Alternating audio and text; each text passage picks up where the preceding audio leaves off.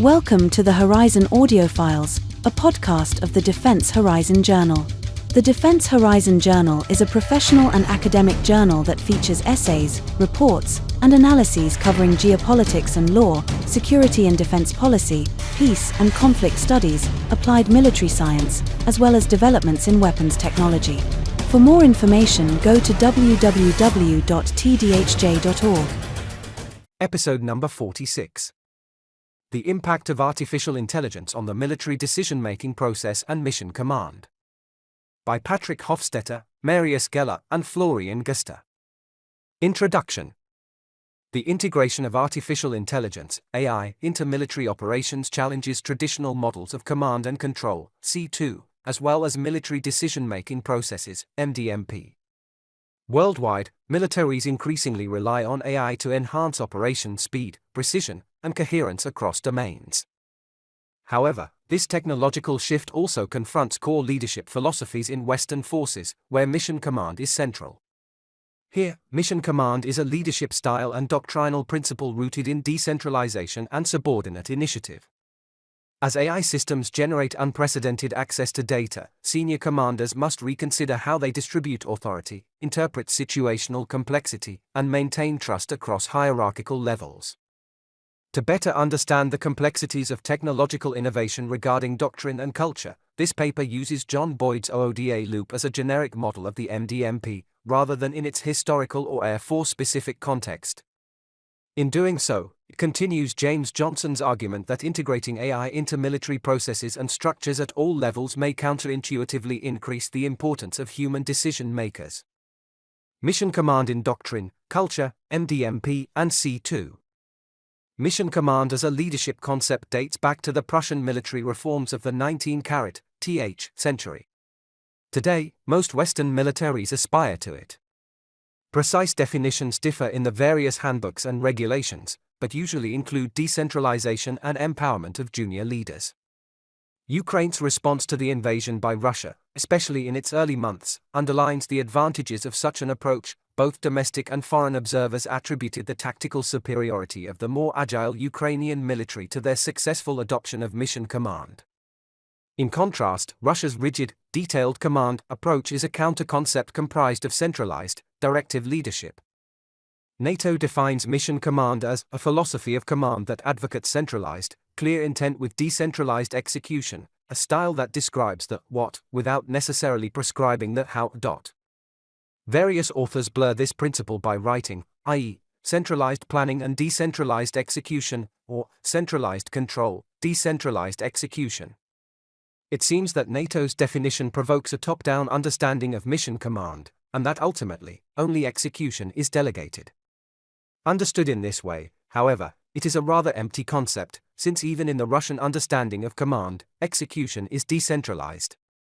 A consistent interpretation of mission command is therefore essential, emphasizing that only the intent is centralized, thus allowing the subordinate to decide and act as autonomously as possible. Additional centralizations may reflect military culture, and arguably, this may be one of the main reasons armed forces struggle to adopt mission command successfully. However, centralizing more than the absolute minimum is at odds with the original understanding of mission command, the Prussian Auftragstactik.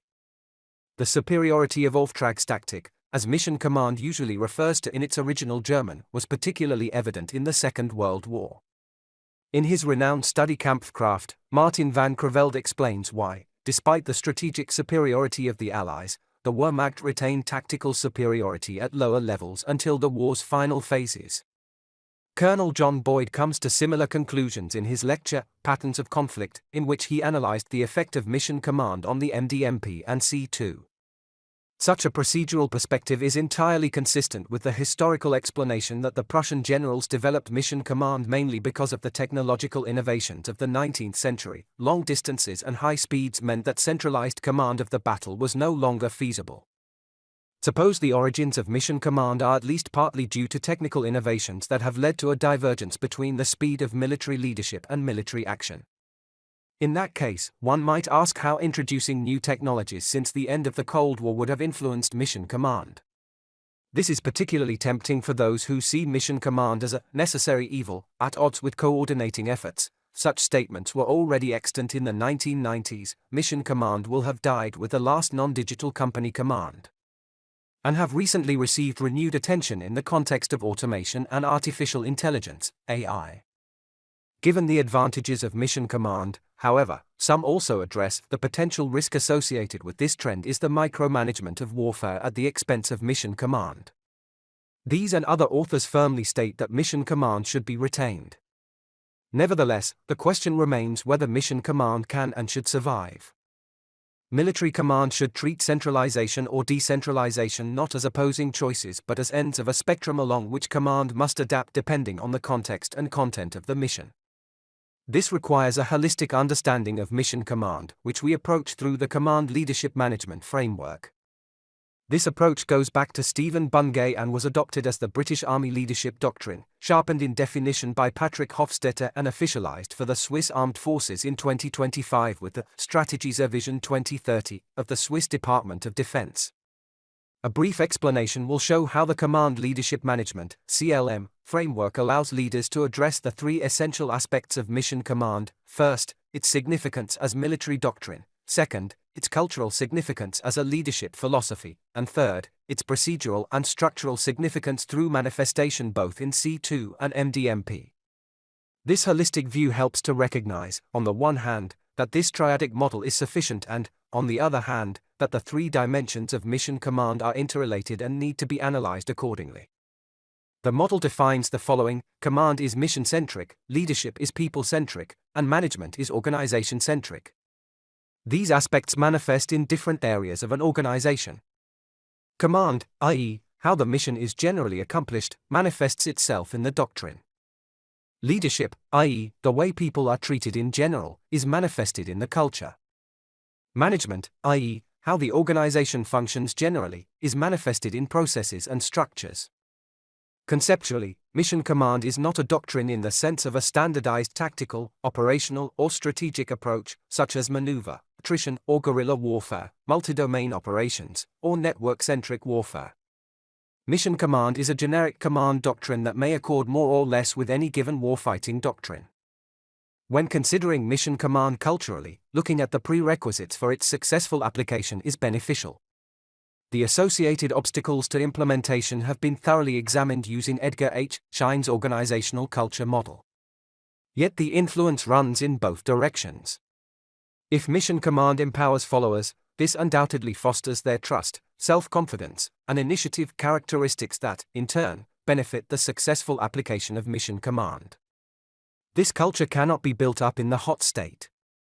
Therefore, Donald E. Vandergriff suggests that mission command must be integrated into all education and training from the very beginning of basic training.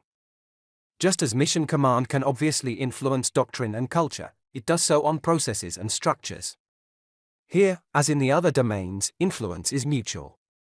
However, mission command influences the processes rather than structures. Ultimately, C2 structures are primarily political or strategic decisions and thus prerequisites for and not outcomes of mission command. In terms of interdependencies, two things stand out. MDMPs are primarily related to doctrine, while C2 structures are related mainly to culture. The former is because decision-making processes are ultimately nothing more than generic forms of mission accomplishment, a procedural blueprint, so to speak, filled with doctrinal content. The latter follows from purely sociological considerations. Those closer to each other within a given structure are more likely to influence each other.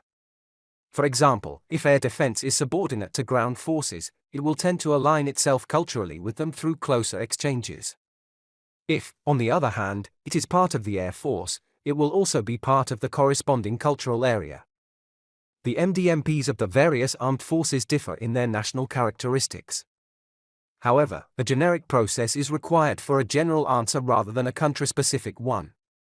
The generic process that Boyd described as the OODA, observe, orient, decide, act, loop serves this purpose, shedding light on the dependencies of mission command and the MDMP in general and not on a special national form.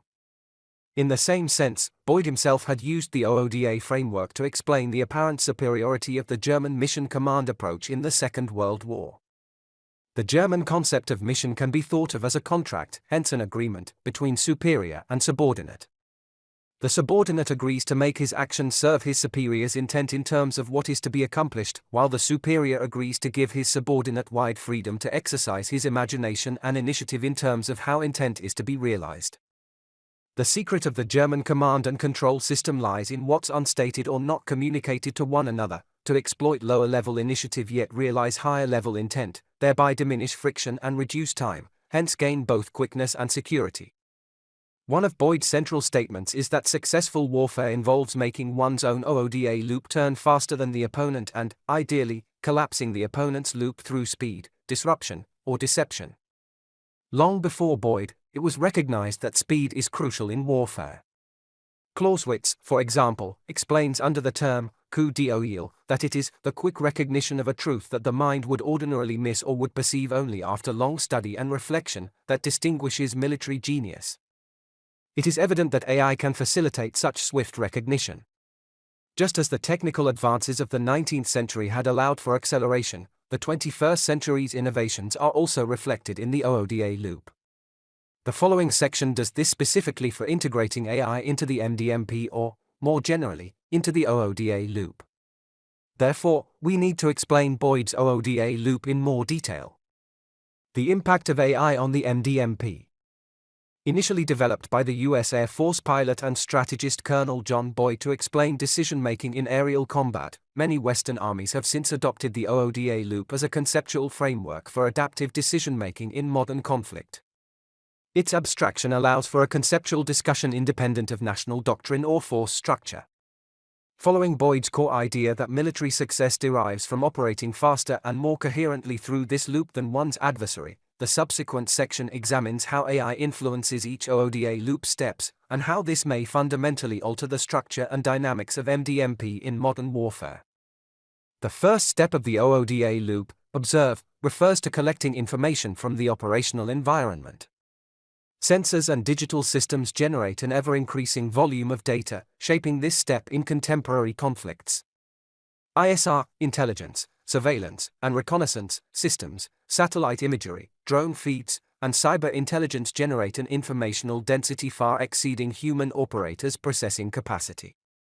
In contrast to the past, when timeliness or availability of information was the limiting factor, modern forces increasingly face the inverse problem, an abundance of raw data with limited capacity to convert it into actionable knowledge. AI, especially machine learning and pattern recognition, helps mitigate data overload. It enables rapid real-time filtering, clustering, and prioritization of data streams. Rather than relying solely on human analysis, AI-supported systems can autonomously detect anomalies, classify threats, and fuse diverse inputs into a coherent picture. However, the accuracy of AI-supported observation depends on data quality and algorithmic design, which introduces new sources of uncertainty into the MDMP. The specific application and reliability of AI-supported observation also depend on the command level at which it is employed. On the tactical level, AI is primarily used for real-time sensor data fusion, target recognition, and rapid threat classification in direct support of maneuver units. These systems operate under tight time constraints and are often embedded in platforms such as unmanned aerial vehicles or fire control systems. At the operational level, AI contributes to the coordination of multiple units, force allocation, and anticipating adversary movements through predictive modeling and operational wargaming. The data requirements here are broader, and the systems must synthesize inputs across different domains and formations. At the strategic level, AI is increasingly used in intelligence analysis, long-term scenario planning, and detecting emerging threats in the information and cyber domains. At this level, the focus shifts from speed to pattern recognition across geopolitical, economic, and military indicators. Therefore, each level poses distinct challenges regarding data volume, reliability, and decision horizons.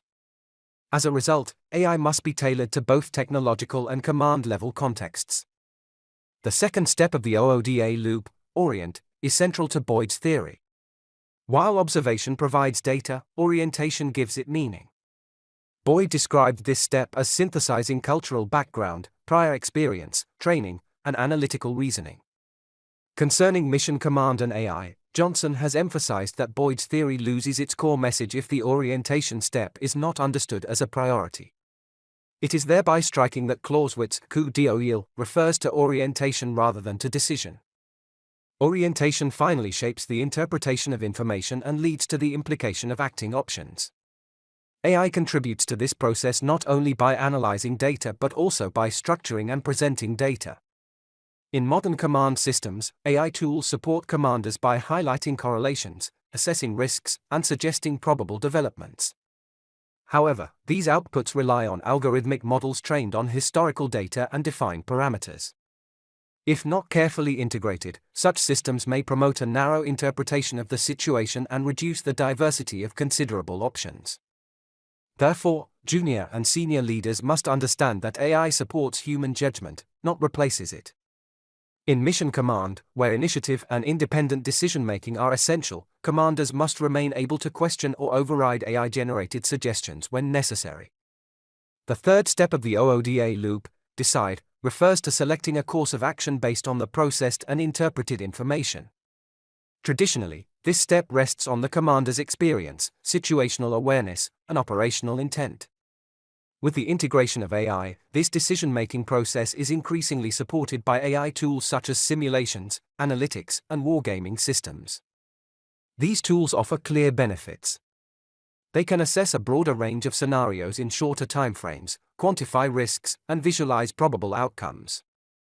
Especially in time-critical or complex situations, such systems can help reduce cognitive load and improve decision speed. However, they also raise the question of decision delegation to followers. As confidence in AI systems increases, junior-level tactical leaders will likely show a tendency to follow AI's recommendations without further scrutiny, especially under time pressure. This dynamic blurs the boundary between decision support and decision automation. Studies have shown that operators often follow algorithmic recommendations without critical review in high-pressure environments, a phenomenon called automation bias. While partial automation may be technically feasible, strategic analysts stress the continued necessity of human oversight, particularly in contexts where legal responsibility and operational ethics are involved. Within the framework of mission command, decisions must remain comprehensible, transparent, and attributable, both to the commander, who bears ultimate responsibility, and to the subordinate, whose trust is essential. For the commander, transparency ensures accountability and enables effective leadership. For the subordinate, it fosters trust. Black box systems offer little foundation for the initiative and confidence that mission command demands. The challenge lies in maintaining human authority over machine-generated options, even when these appear more efficient or statistically plausible. The fourth step of the OODA loop, act, refers to executing the course of action.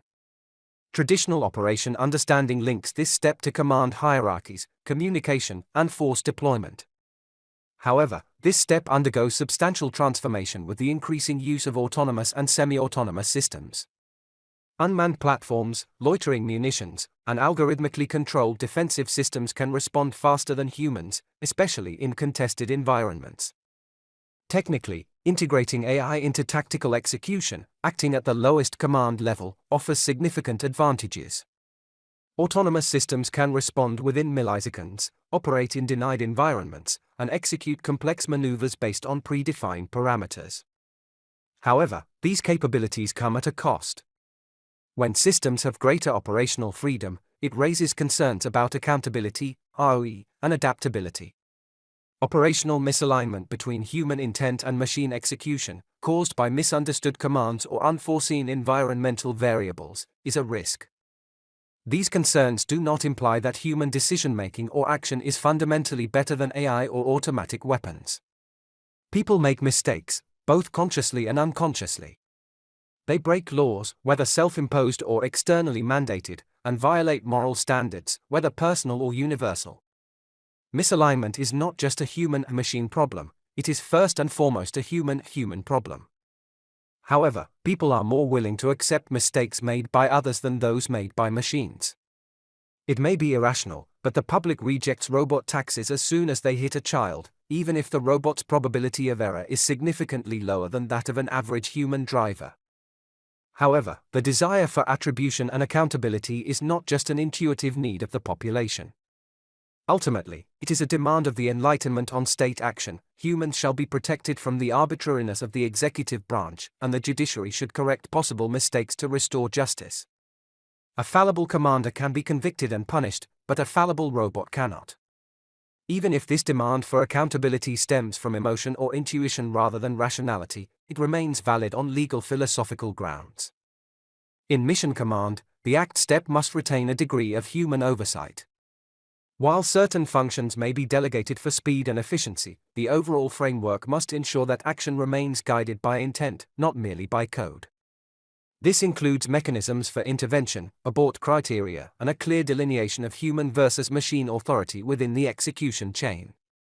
It is true that potential antagonists may not share the same concerns about legal or ethical constraints. However, this is not a new problem. Military ethics and international humanitarian law have long grappled with the challenges of dealing with an opponent who disregards such norms. The Geneva Conventions agree that disregard by the opponent does not release us from our obligations. The question appears to be more complex from a military ethics perspective, as considerations regarding reprisals demonstrate. At the same time, however, it would be tantamount to abandoning our own ethical standards if we were to reject them because our opponents adhere to different standards. Our commitment to these principles is not contingent on reciprocity, but on upholding the values we claim to defend. Integrating AI into the OODA loop presents both a logical evolution and a fundamental shift in military decision-making. Across all four steps, observation, orientation, decision, and action, AI systems offer the potential to increase speed, reduce cognitive burden, and manage complexity beyond human capability. In doing so, they support Boyd's overarching goal, to operate inside the adversary's decision cycle and gain tactical and operational advantage. From a mission command perspective, the challenge is not to prevent the use of AI but to ensure its integration respects the underlying principles of decentralized, intent-driven leadership. Whether artificial intelligence ultimately leads to greater centralization or decentralization in MDMP and mission command depends on how its capabilities are operationalized. Centralization and decentralization, from opposition to continuum. Military leaders can no longer conceptualize command in the age of AI through the binary lens of centralization versus decentralization. Instead, command constitutes an adaptive continuum, within which militaries must reorganize themselves in real time according to the operational context. Technological advancements sometimes promote centralized command and, at other times, foster greater autonomy at junior levels. For example, access to an omniscient operational picture, enabled by AI, may tempt senior leadership to micromanage every tactical action from a centralized decision-making hub. In addition, potential cyberattacks and the complexity of the electromagnetic spectrum suggest that AI may be more effectively employed to enhance decentralized initiative at the tactical edge. Centralization and decentralization should thus be understood not as mutually exclusive choices but as two poles of a single dynamic that must be modulated. Western militaries constantly navigate this centralization-decentralization continuum, adjusting their posture based on operational requirements. Recent operational feedback confirms the importance of such flexibility. This dialectic is not new. It continues the tradition of mission command, which advocates for centralized intent and decentralized execution. It may be assessed through a framework measuring the influence and weight of mission-related, human and organizational factors. In the case of Western armed forces, this distribution implies that the only viable approach to centralization and decentralization is the one broadly aligned with NATO's mission command model. AI does not undermine this foundation but rather intensifies its internal tensions. It enables near-omniscient centralized control and local-level automated decision-making. A truly fluid and agile comprehension of command must be capable of adapting the degree of centralization according to the hierarchical level and the command function being exercised. At the strategic and operational levels, a certain degree of centralization remains essential to maintain a shared vision and unity of effort. At these echelons, we already observe the integration of robust centralized AI systems, such as large language models, LLMs, for intelligence aggregation and campaign planning support. These strategic AI tools can process vast volumes of data and generate global options, contributing to a form of hybrid human-machine judgment at the upper tiers of command. Nevertheless, even at these levels, commanders must retain doctrinal flexibility to adapt their leadership style. Complex battlefields may call for temporary recentering of control, e.g., to coordinate a multi-domain operation, followed by a redelegation of authority to subordinate echelons as the situation evolves and demands increased initiative. At the tactical level, however, the decentralized initiative becomes paramount in responding to the real-time chaos of combat. Here, embedded AI, edge AI, and autonomous systems will play a decisive role. Intelligent sensors, onboard Bayesian algorithms, and lightweight decision support systems will provide frontline units with immediate analysis and action capabilities independent of higher-level directives. This reinforces the concept of an augmented OODA loop, where the observe and especially the orient steps are accelerated by AI, while the decide and act steps can be executed locally in an informed manner, remaining aligned with the overarching commander's intent. Such integration enables small units to complete the decision cycle faster than the adversary, thereby contributing to the decision superiority sought in contemporary military doctrines. In this conceptualization, in which AI assistance enhances human performance, the continuing adaptation of military command between centralization and decentralization emerges as a critical pathway in digital evolution. Decentralized autonomy at lower echelons does not imply the absence of control. Command retains visibility through a continuous information flow, only intervening when necessary or reorienting efforts according to strategic objectives. All these considerations lead to this adaptive continuum of military command. Simultaneously, each domain of the CLM model, command, leadership, and management, benefits differently from this AI-enabled adaptability. Command gains from centralized AI tools, which support strategic orientation and ensure clear communication of intent.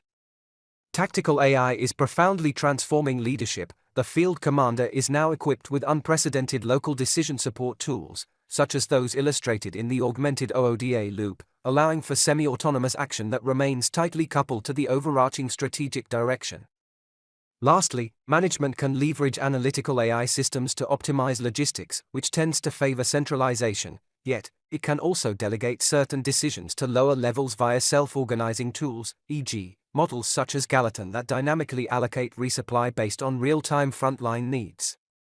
In this way, AI functions as a differentiated catalyst, centralizing for command when synthesizing a global vision, empowering leadership at the lowest levels by accelerating execution, and rationalizing for management by enabling cross-functional optimization. From a more critical perspective, this fluid transition between centralization and decentralization, while ideal in theory, collides with entrenched structural, doctrinal, and cultural forces within military organizations. On the one hand, Western armed forces are steeped in the philosophy of mission command and the principle of subsidiarity, which emphasize delegation and subordinate initiative. These principles represent a significant doctrinal legacy born from the necessity to act despite uncertainty and battlefield chaos. They assert that the leader must define a clear intent and then relinquish control over the means of execution, allowing capable followers to seize opportunities as they arise. This culture of trust and empowerment is a prerequisite for any effective decentralized approach. On the other hand, the temptation toward centralization resurfaces with every technological revolution. Today, hyperconnectivity, the massive availability of data and AI grant military headquarters a sense of global oversight that can lead to a tendency to re-centralize decision-making authority. In times of peace or when facing diffuse threats, centralized control may appear logical to optimize coordination. Centralized planning is a manifestation of a belief in the ability to optimize. This reflects a legacy of the industrial age and likely reinforced by cognitive biases such as the illusion of control, risks undermining the responsiveness required in real combat. It may run counter to the mission command philosophy cherished by Western militaries.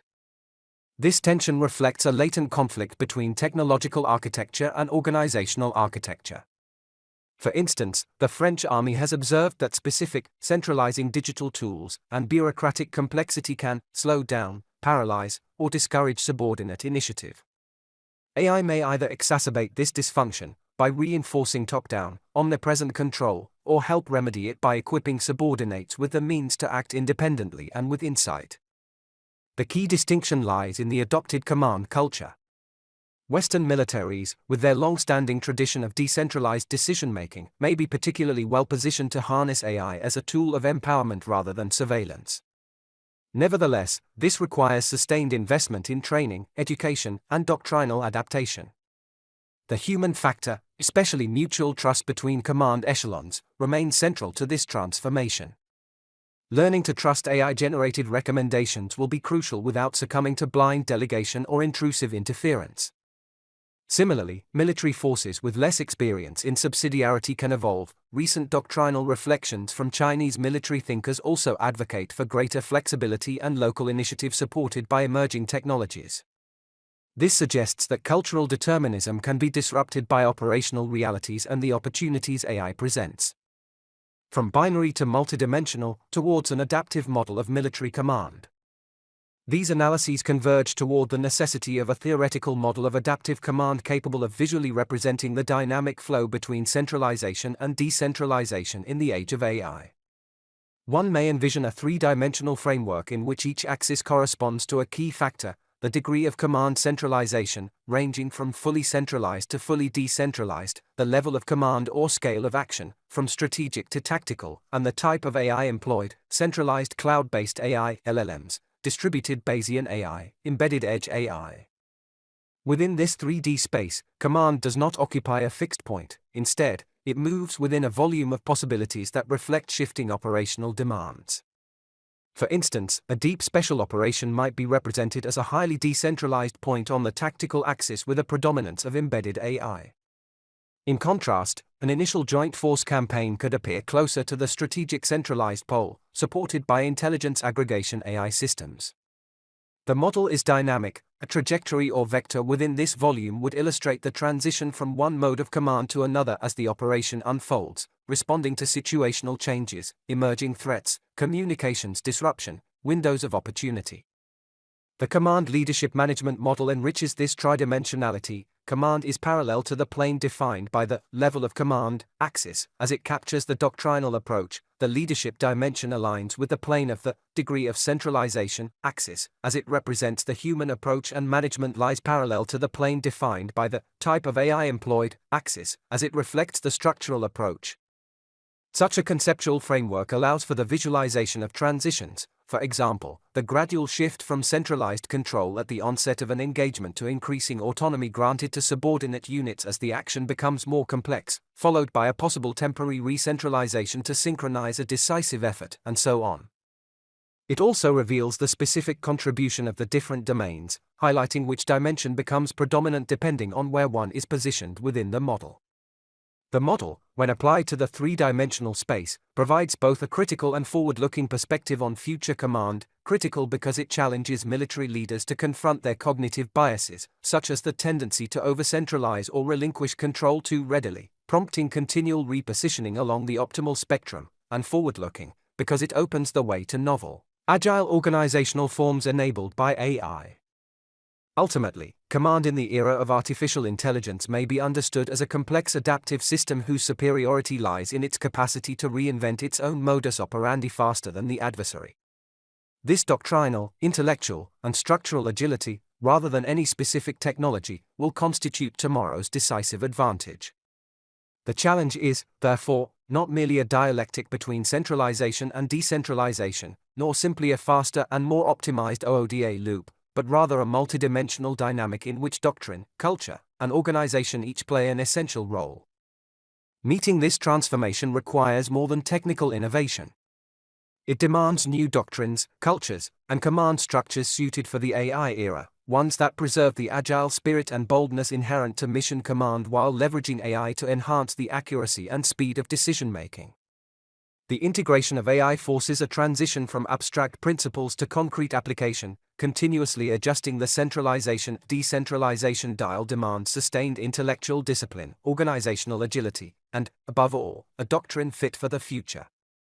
This proposed dynamic model is but a conceptual step toward that heightened agility. It provides a comprehensive framework for thinking about change, a necessary condition for implementing it within military doctrines, cultures, structures, and procedures.